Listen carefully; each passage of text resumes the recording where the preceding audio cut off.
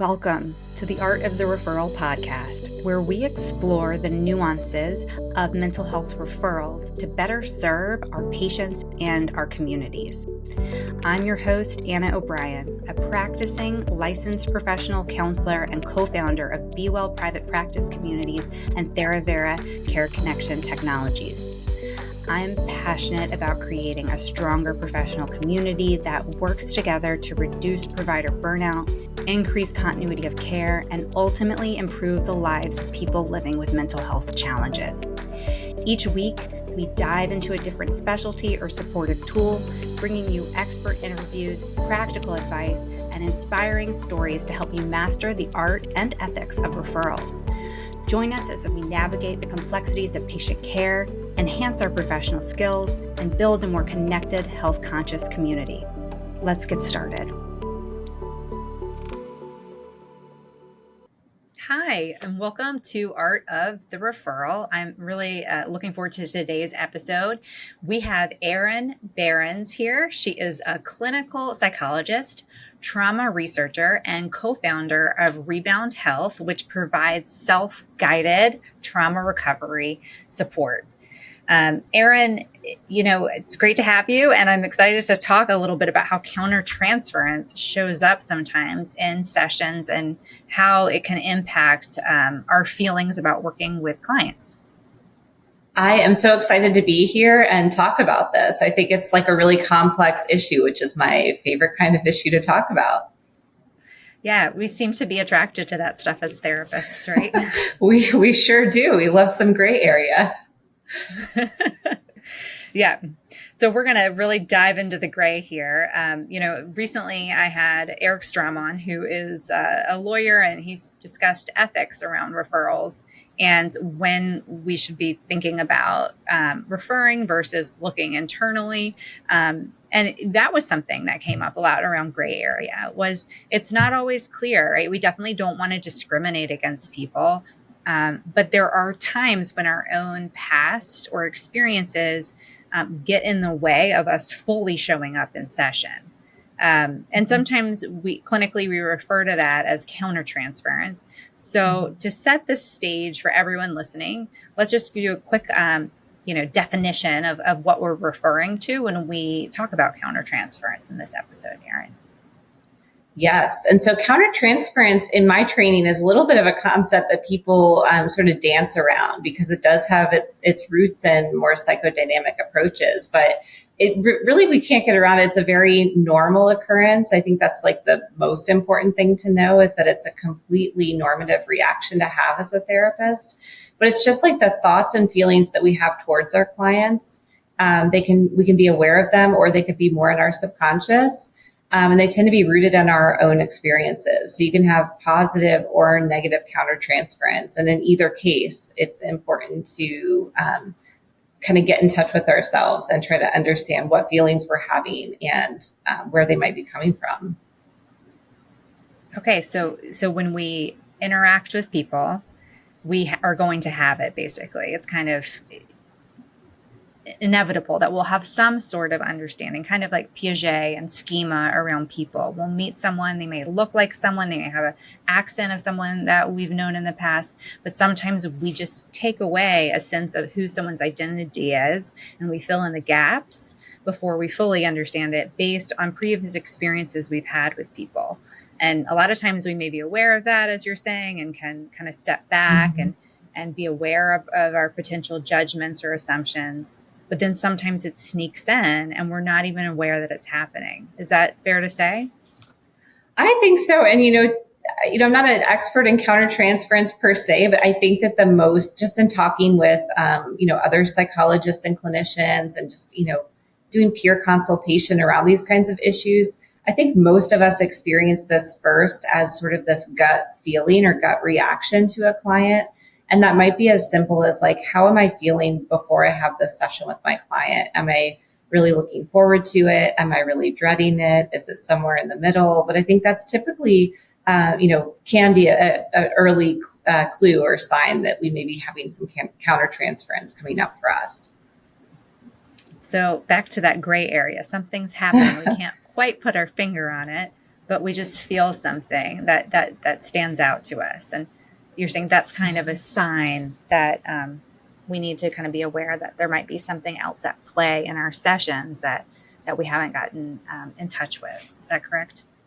I think so. I think it's like a good first crude measure. Like, of course, like there might be other reasons why we have these sort of anticipation kinds of reactions to certain clients. Like some clients just maybe it's harder work, or it's the time of day. Like it could be all kinds of things, but it's something to pay attention to, and to maybe sort of look within and ask, like, is there some countertransference going on? What might be causing me to have this feeling?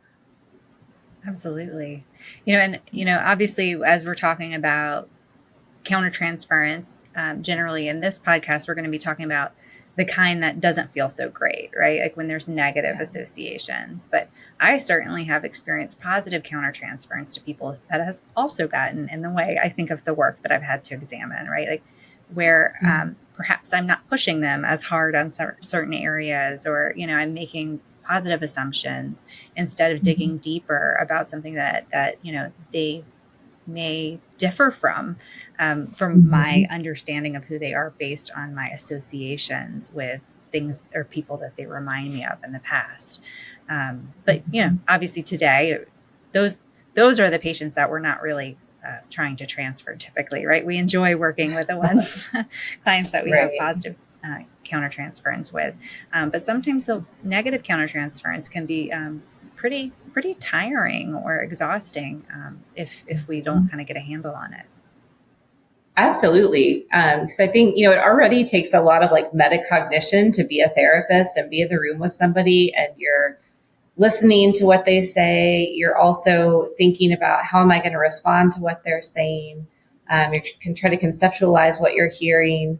And there's a lot of work that happens when you're listening to a client. So then if you're adding the toll as well of like managing your own reactions and your own feelings, it can be a pretty major distraction to doing the work that we're there to do. So yeah, I definitely I relate to what you're saying about the positive transference. Like sometimes that can get in the way or cause us to miss things, or like assume someone's like kind of overly similar to someone we know in our life. But usually it's not getting in the way in the same sort of way that the negative countertransference does. Right. Yeah, because the negative ones sometimes impact our ability to like form a strong alliance or a sense of connection, and sometimes impact our empathy as well. Absolutely. Yeah, I think the empathy can definitely take a hit if we're not really careful about understanding where our reactions are coming from. Yeah. So you were saying like one of the signs to notice is if you get a feeling with a client, or maybe how might that come up? Might we be having thoughts around, oh gosh, I've got this client scheduled for this time period. That kind of sinking feeling when you see someone on your schedule. Or how are some other ways that you've noticed in yourself or in other providers that it comes up? Right. Well, I think sometimes it might be sort of like even after the session, like feeling like it takes a little longer to recover, or just this maybe feeling even, I do a lot of work around trauma. And so that's kind of my framework for thinking of a lot of these types of things, is thinking about my clients who I'm doing trauma work with. But if you find yourself getting particularly like triggered in a session, or maybe you have like your own kind of memories or thoughts or reactions that aren't going away very quickly after the session is over, that might be a sign that something is coming up for you that maybe you haven't quite worked through, or that maybe has been lying dormant for a while. I think if we are, feeling particularly sort of like numb or stuck or frozen during a session, that may be another way that can present, of just like maybe emotionally kind of shutting down, like your brain and body kind of trying to protect you from something that's really triggering. But I think it can also look like avoidance. If it's, oftentimes countertransference isn't, it's not like 100% of your experience with a client, but maybe it's when certain issues are coming up or being discussed, that might be seen through a very particular lens.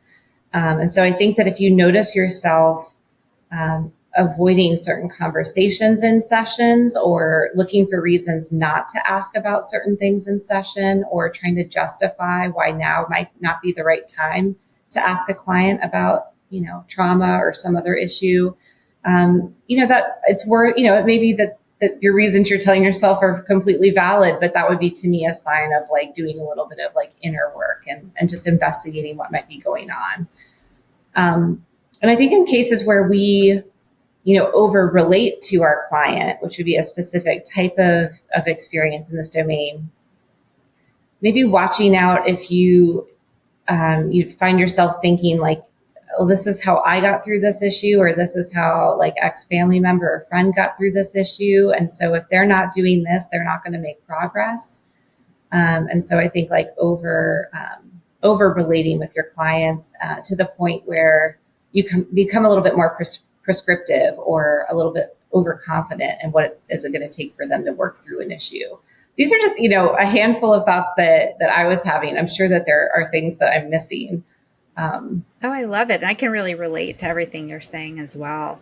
And that last point, I notice my behaviors when that happens, the over relating, or, I'll get into that mode of offering advice or wanting to offer advice. And for me, that's always a signal. Like when I've kind of, of course there are tools and techniques and tips that we offer clients, but when we're like, oh, this is what you should do. That is usually an indicator, at least for me personally, that like something is happening where I'm bucketing the person in my brain. Yes. As opposed to kind of like, really like letting them take up all the space in a room and be who they are and really exploring that way with them. Right. Yeah. So, and helping them come to their conclusions. Sorry. Exactly. Yeah. Right? Like, yeah. Like letting them do the exploration work and holding the space for it. So lots of different ways it can come up. And when it does, we're talking a lot about how to recognize it, right? Like noticing these things. And so let's say that a provider notices this and is now kind of looking at the case and hold on, I'm going to cut out that part. Hold on a second. So often, when we have these strong feelings, it can be normal to question whether or not we should, quote unquote, be working with the person, right? It might come up sometimes as lack of competency, feelings of, not having the skill to do it. Or it might come up in other ways, perhaps just generally like dread. Sometimes is a word that comes to mind. But when that stuff does come up, what do you think we should be aware of? Because we certainly want to be mindful of these things so that we don't send signals of rejection in any way or abandonment. Absolutely. I think my go-to is always to think first about who can I consult with. I think my biggest tip with anything in the ethics domain is always like, don't make decisions in isolation or when something appears to be going wrong, like always err on the side of getting some feedback from somebody that you trust. So I always have, a handful of peers in the field who I can consult with, of course, anonymously without giving away clients, confidentiality and privacy. But to just have somebody I feel safe to go to and say like, hey, I am really struggling with this client.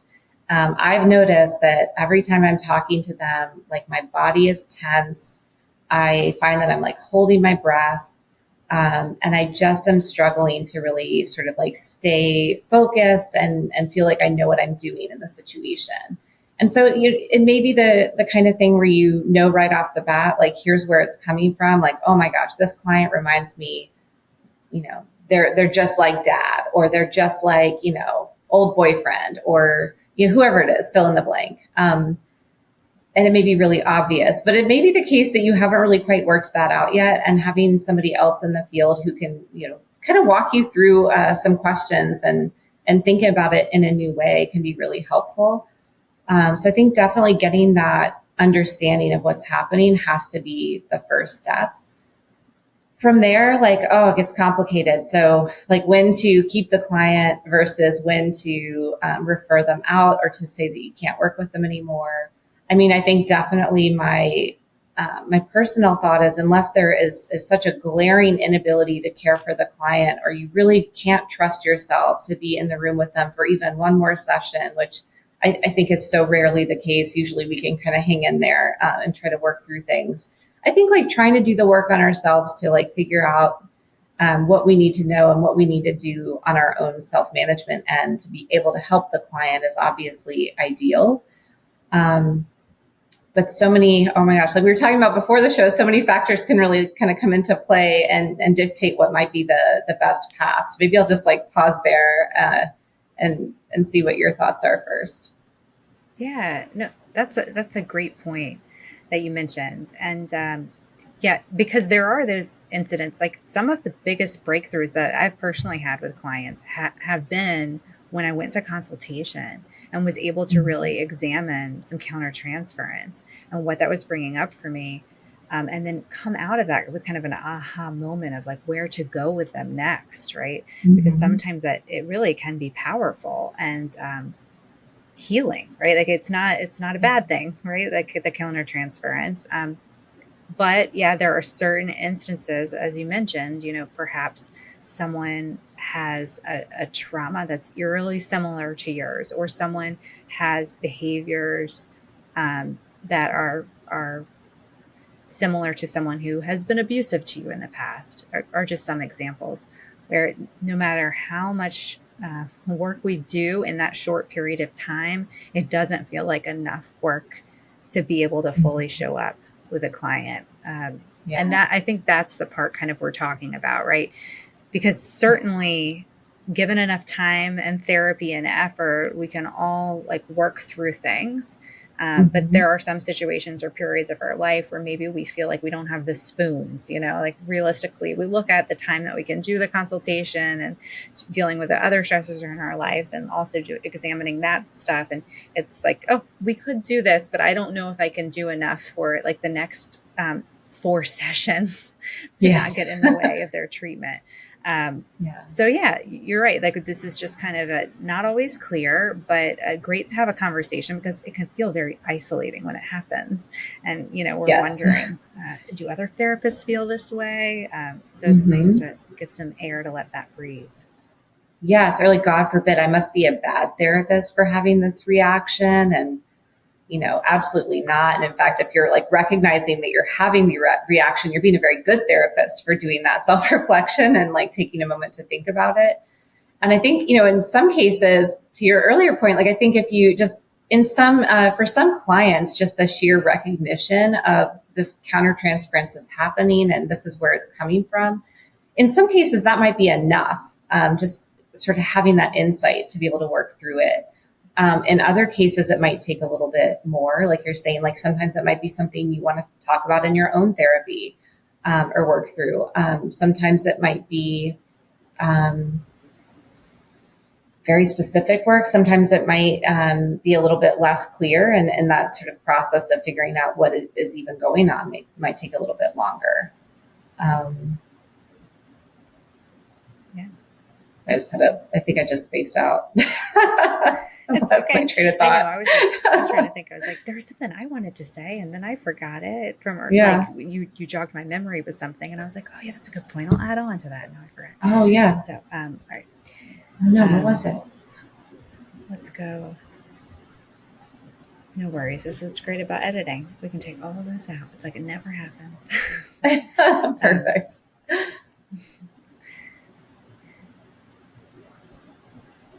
So assessing for it, we've talked a little bit about recognizing the signs to look for, how to try to cope with it, finding someone to talk to, which one of the interesting things that came up for me when you said that was thinking about how the person that we turn to has to be someone who we trust, and so Mm-hmm. therefore someone who we feel isn't judging us, right? Is kind of giving us space to figure it out and not telling us what to do, right? So Yeah. it just kind of validates that point that is what we all need when we're struggling with something, right? Is a space to fully be, and that's what we aim to provide for our clients, and that in these moments where we are having judgments or thoughts or making assumptions, we are Mm-hmm. accidentally not providing that space. And that's why it's so important. Um, Mm-hmm. so, in the situation, like let's say a provider, I'll use an example of, someone, let's say a lot of providers might be raising small children and or Mm-hmm. caring for parents or managing high caseloads and, other life stressors going on in their lives. Uh, they don't perhaps feel like they have the time or energy or resources to manage all of this, and it's feeling like too much, and they make the decision to transfer someone to care. What are some things to think about in that process that we want to be aware of, so that we don't do harm accidentally? Yes. Well, I think first, it's one thing to consider, maybe even a step ahead of making that decision, is what are the other options for this client? So, in that spirit of doing no harm, is there an option for them to be seen by another provider? Are you aware of that option? Telehealth has made that much, much easier than it used to be. But just being really thoughtful about, if I'm not able to see this client, what happens to them? I think that should be always a piece of the puzzle. Um, but thinking about, sort of what would be best for them, I'm not sure that it's best for the client to tell them all the reasons why you can't work with them anymore. And people might have different opinions about this, but I struggle to think that it would be helpful to tell a client, I can't work with you because when I work with you, I'm reminded of my experiences with my own mother. And that makes me feel really anxious and upset. And I feel, crappy for hours after our meetings. Like that is not going to be helpful for somebody to hear. And so I think, something along the lines of, coming at it from what they're in therapy for. So, you've come in to work with me around, this trauma or your depression or, whatever it is. And I'm not really sure I'm the one who is best able to help you with this right now. This is a limitation of my own, not something that is wrong with you or that's sort of overly complex or difficult about you. And, there's another provider I would love for you to just check in with and see if they're a good fit for you. I'm going to follow up with you in a couple of weeks and see how that went. So you don't want to abandon them or just kind of punt them to another provider, but really a very warm handoff and checking in throughout the process if you can, is how I've approached this in the past. I think every client is going to be different, and really being mindful to consider the perspectives and experiences and needs of each client. And certainly if you're not able to find sort of a good referral in a reasonable amount of time, that's a lot more challenging. Yeah, absolutely. And that, as you're sharing that, I was thinking about my own experiences. It always has felt better to go into those conversations with an idea of what they would really benefit from, because, Mm-hmm. I think that it's ripe for feelings of rejection.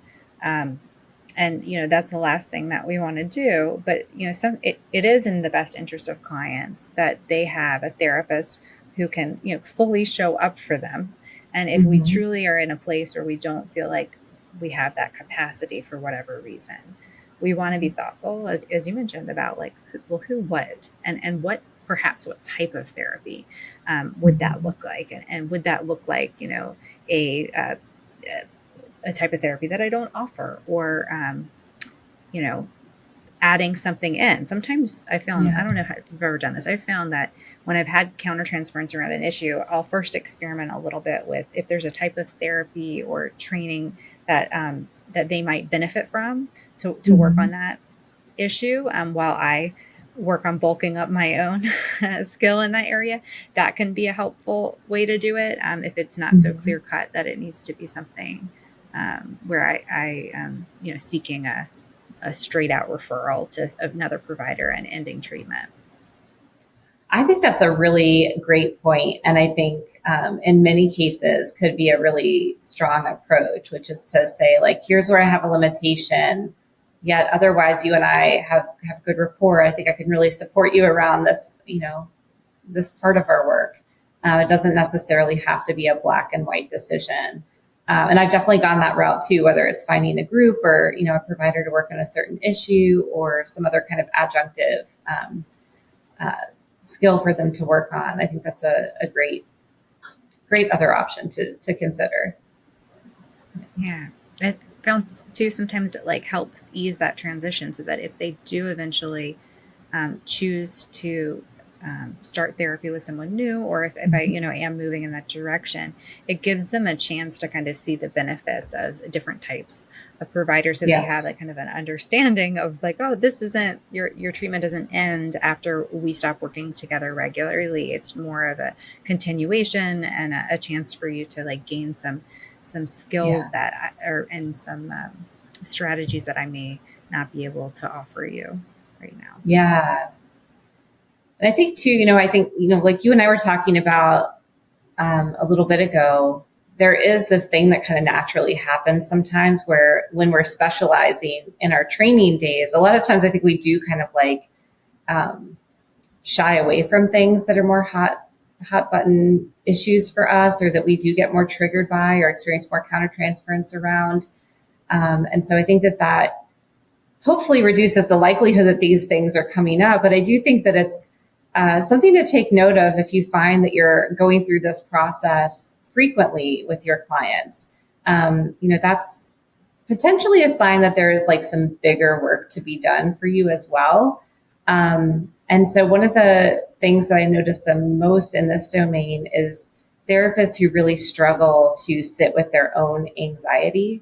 And that can have roots in our own experiences, of course. I think probably most often does, but may not be specific to just one sort of type of client presentation or just like one context of countertransference. So this may be a little bit out of left field, but I feel like it's related.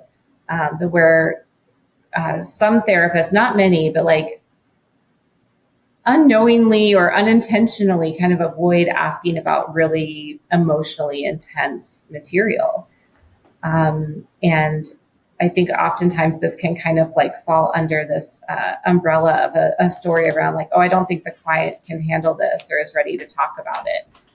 And so that's something I think in the same domain that we should be careful about is like, do we kind of like on the whole find ourselves like avoiding sensitive topics, or do we find ourselves more frequently than maybe we feel like we should, questioning whether we should transfer clients out? I think there is like, I'm going to stop. I don't feel like I'm saying this very smoothly, but do you know what I'm trying to say? I do. Absolutely. Like when it starts to feel like a trap door, kind of like we keep like looking for it with multiple clients, or we're like, oh, yeah, you're starting to feel that feeling of like, oh, maybe I could transfer them out, or, I don't know if this client is right for me. And this is happening a lot. It's a time to be like, wait a second, right? Because of course, over the course of our career, this is naturally going to happen at some point or another where, that very unique case comes in, where it's not necessarily outside of our scope, but it is something that is like very tender in our hearts. That's challenging for us to do the work quickly on, quickly enough to like, keep showing up in sessions. But you're right. Like if it's happening regularly, then it's kind of a sign like, okay, well, wait, let's slow down and look. Like, are there themes here, and what might be going on? Because that's you can't just keep that you don't want this to be like a regular thing where you're like regularly referring out because there's something that keeps happening. Right. And again, I see everything through a trauma lens because that's just what I spend all day thinking about and working on. But I see this so often when it comes to trauma of clinicians sort of avoiding asking people about their trauma or telling clients, I think we need to, do 3-6 months of other work first before we can sort of talk about your traumatic experiences. And it can feel like we're doing this because we want the client to be really ready. But I have no doubt that in some of these instances, what's happening is that the therapist is feeling overwhelmed or is feeling like reticent to ask about it and have to go through experiencing the emotions of hearing about it. And so I think that that's one common theme that I see when people are, finding themselves going through these thought processes is like, the root cause is sometimes like your discomfort with your own emotions. And I think that that's something that we absolutely can work through and should work through, as opposed to, putting the tough stuff on the back burner for too long. Yeah, because that was making me think about how you might inadvertently be sending the message of, I don't think you can handle your trauma if you're not asking them the questions, right? So obviously we have to help build resources internally, but avoiding talking about it is kind of reinforcing what the person may be coming in with, or fear that brought them in of this is too big for me and I can't cope with it. Yes. And you might be one other person in their life accidentally sending the message, I can't handle your trauma. I can't handle hearing about what you've been through. And I think a lot of people have explicitly experienced that from, friends or family members already. It's one of my favorite uncomfortable topics to think about. Yeah. Well, and I think, Erin, you and I met through the Well Women group with Claire Purvis, clinician, founders, trying to solve problems from our own experiences as providers, noticing, obviously mine is referrals. I'm so passionate about like clinical connections so that we have the support structures we need to do excellent work and we can provide for our patients. And I know yours is trauma, right? And helping people through trauma. When we first started talking about this, I was really excited to chat because of the thought of like therapist trauma, right? Like how do we cope with our own trauma that might be triggered in sessions and being aware of it? I'd love to hear more about, some of the things that you mentioned about like, consultation and obviously our own therapy. But, sometimes the week can get pretty booked. It can be hard. I know certainly like when I'm seeing my own therapist, there's lots of stuff that I have to chat about that may not have anything to do with sessions that I'm running. Right. So what are ways in which, therapists can do some trauma work when perhaps there's not so much of a formal hour or setting in which they plan to kind of unload? Do you have any suggestions? Yes. And definitely, I want to start just by normalizing this too, because just as often as the person who maybe says, I'm not going to see clients who have eating disorders because I have my own eating disorder history that is going to make that really challenging for me. And that's a boundary that I need to set to protect myself in this work. And I fully, I'm going to support that every single time. It's a very informed, emotionally intelligent, self-protective choice. I think just as often though, we gravitate towards the exact thing that we have struggled with. And, I went to a pretty research heavy PhD program, and there was this saying I remember that people would always say, research is me search. The idea being the thing that you're there to study is the thing that you're trying to work through yourself. And I just, kind of casually heard so many people mention that kind of thing as like my motivation for going to grad school is X or Y. And I think that's super natural. That's part of my own motivation. I am a trauma survivor myself. And so it was, but I think for me, it was like a process of understanding that that's part of what was driving me towards the work. But then it was something that I had to work through as myself when I started to see people with trauma histories as a clinician and learn strategies for talking to them about it and helping them move through it. And definitely took a lot of good supervision. And there were moments I can recall where I was very surprised by reactions that I had to certain clients with certain backgrounds. So, I say all of this, not flippantly giving advice, but as something that I fully am aware of having how hard it can be to work through that and how important it can be, but also that you can sort of work through it. So, I think, some of that for me, I was very fortunate to have had supervisors in my training who addressed issues like this in our supervision. And so again, I think if that's a forum for you, it doesn't have to be within your own therapy. If you have a space, like a safe consultation space to work through some of those things.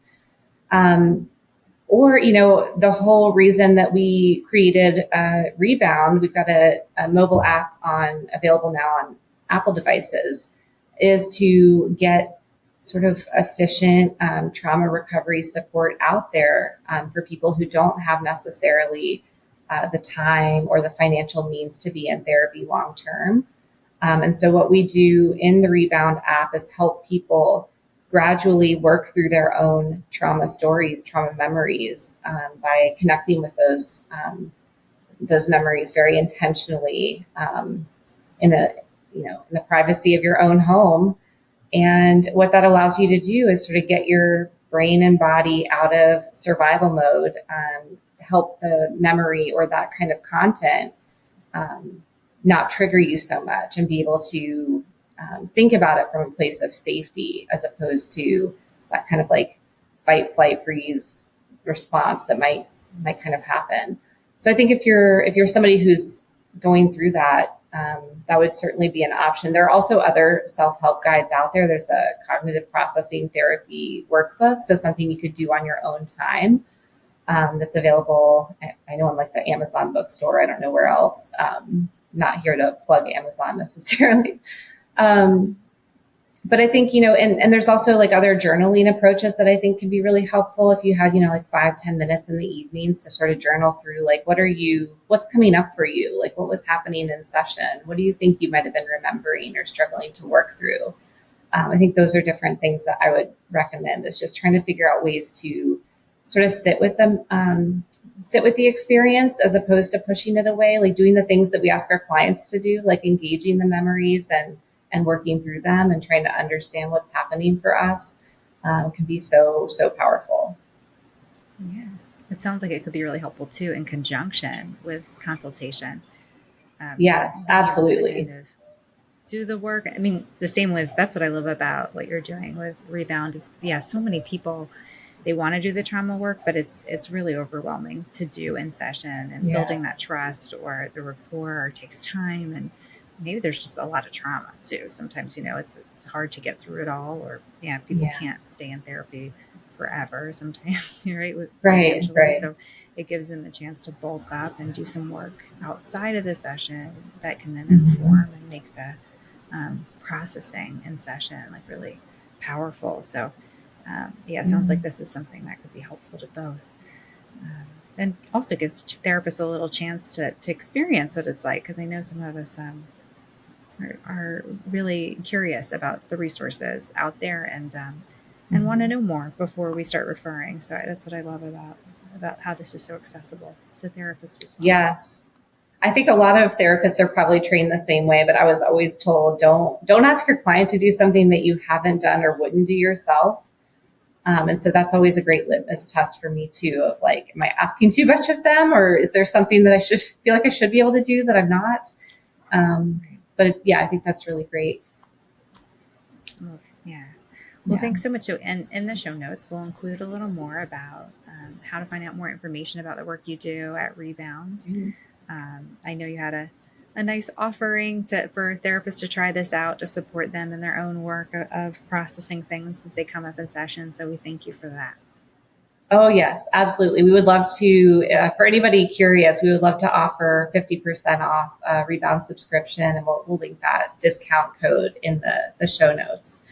But if you have clients that are struggling to work through trauma, or you think need a first step, that's also something to think about.